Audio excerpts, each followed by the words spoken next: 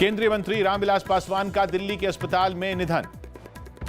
पश्चिम बंगाल में बीजेपी ने पिछले दिनों हुई पार्टी नेताओं और कार्यकर्ताओं की हत्या के विरोध में कोलकाता में मार्च निकाला, लेकिन उसके कार्यकर्ताओं को रोकने के लिए पुलिस ने लाठीचार्ज किया। वायुसेना के 88वें स्थापना दिवस पर दिल्ली के पास गाजियाबाद में हिंडन एयरबेस पर एक कार्यक्रम का आयोजन किया गया, जिसमें राफाल समेत कई लड़ाकू विमानों ने करतब दिखाए। अमेरिका की कवयित्री लुइस ग्लुक को इस साल साहित्य का नोबेल पुरस्कार दिया गया।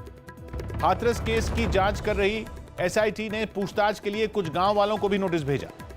रिया चक्रवर्ती जमानत मिलने के बाद मुंबई के सांता क्रूज पुलिस थाने में हाजिरी देने पहुंची।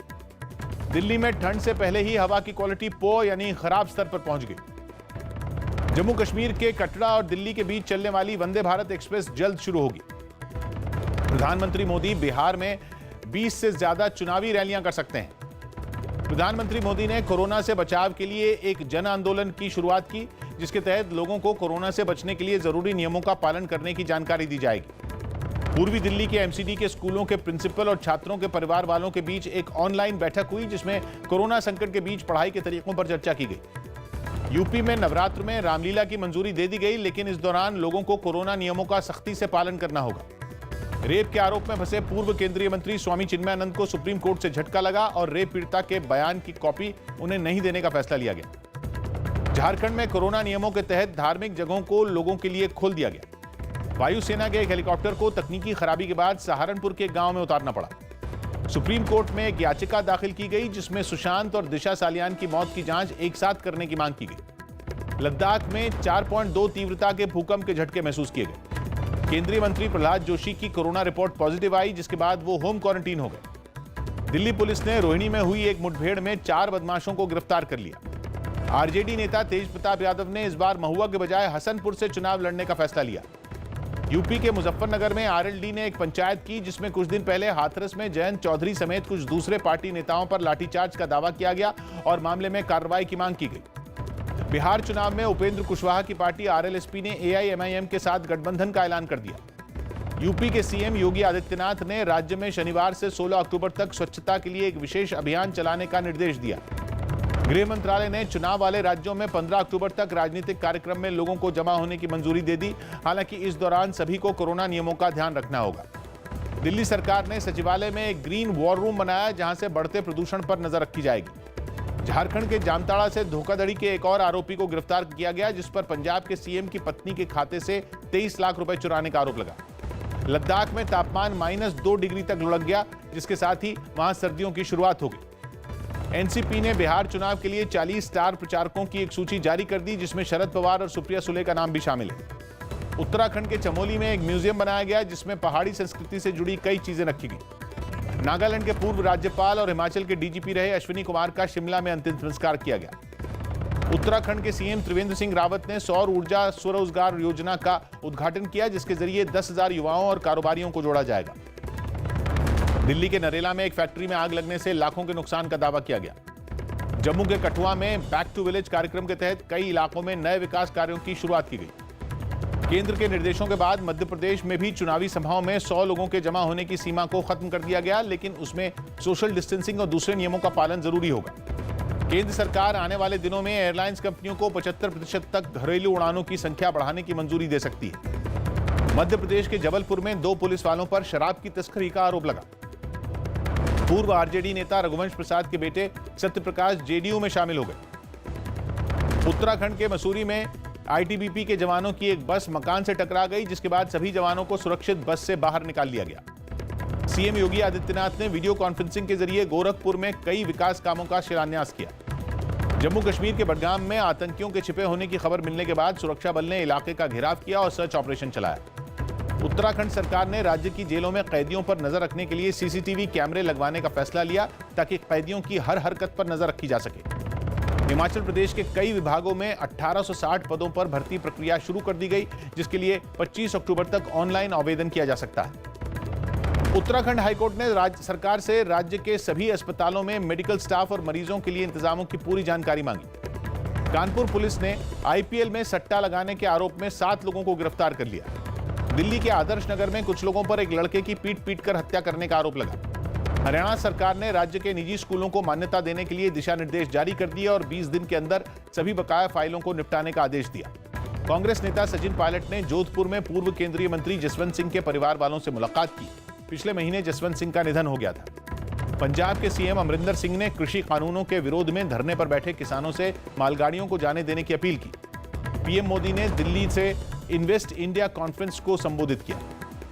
हिमाचल रोडवेज जल्द हरियाणा, पंजाब, चंडीगढ़ और उत्तराखंड के लिए बस सेवा शुरू करेगा, लेकिन दिल्ली के लिए बस चलाने पर अभी फैसला नहीं लिया गया।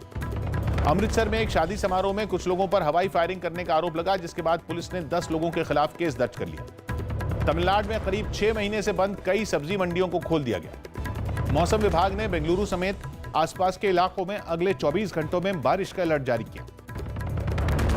हरियाणा सरकार ने किसानों की फसलें खरीदने के 72 घंटे के अंदर उन्हें भुगतान करने का निर्देश दिया। छत्तीसगढ़ सरकार ने केंद्र के बनाए कृषि कानूनों का विरोध किया और उनके खिलाफ राज्य में कानून बनाने का ऐलान किया। मणिपुर में कोरोना के खतरे के बीच सरकार से मिली छूट के बाद हैंडलूम उद्योग से जुड़े लोगों ने इंफाल में फिर काम शुरू कर दिया। झारखंड मुक्ति मोर्चा ने बिहार चुनाव के लिए 5 उम्मीदवारों की पहली सूची जारी कर दी। जम्मू कश्मीर प्रशासन ने कश्मीर में मिट्टी की जांच के लिए बनी एक लैब को नई तकनीक से जोड़ने के लिए 4 करोड़ रुपए की मदद दी। पुदुचेरी में करीब 5 महीने बाद कुछ स्कूलों को खोल दिया गया, लेकिन डीएमके ने कोरोना संकट के बीच स्कूल खोलने का विरोध किया। जम्मू कश्मीर के उपराज्यपाल मनोज सिन्हा ने राजौरी में मारे गए 3 लड़कों के परिवार वालों से शोपियां में मुलाकात की, जिसके लिए वो करीब 4 किलोमीटर पैदल भी चले। कर्नाटक के सीएम बीएस येडियुरप्पा ने जिले के अधिकारियों के साथ कोरोना संकट पर एक बैठक की। यूपी के बलरामपुर में बिजली की हाई टेंशन तार की चपेट में आने से 14 लोग झुलस गए, जिनमें 12 बच्चे हैं।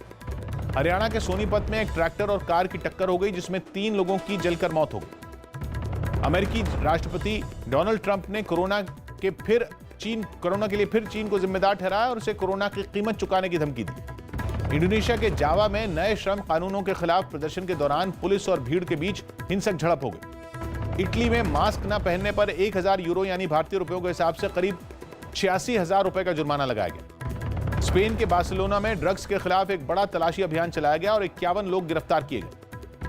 रूस के मॉस्को में सेना के सामान के एक डिपो में आग लग गई, जिसके बाद आसपास रह रहे 2000 लोगों को सुरक्षित जगहों पर पहुंचाया गया। कोरोना के बढ़ते मामलों पर रोक लगाने के लिए जर्मनी की राजधानी बर्लिन में सरकार ने रात में कर्फ्यू लगा दिया। अमेरिका के न्यूयॉर्क में छात्रों के माता पिता ने प्रदर्शन किया और कोरोना संकट में फिर स्कूल खोलने की मांग की।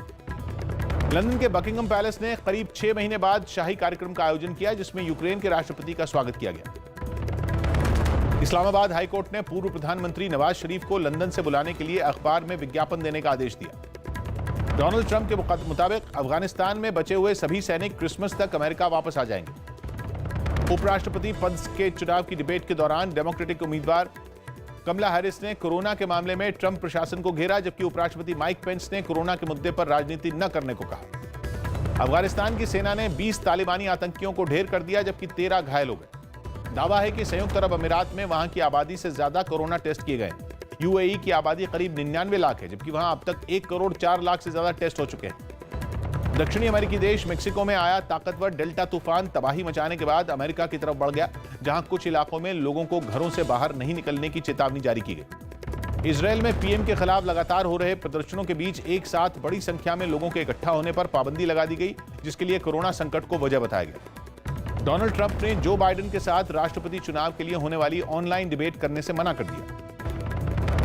अमेरिका के मिनेसोटा में कुछ लोगों ने प्रदर्शन किया और अश्वेत अमेरिकी नागरिक जॉर्ज फ्लॉयड की हत्या के मुख्य आरोपी पुलिस अधिकारी को जमानत मिलने का विरोध किया। एम राजेश्वर राव आरबीआई के नए डिप्टी गवर्नर बनाए गए।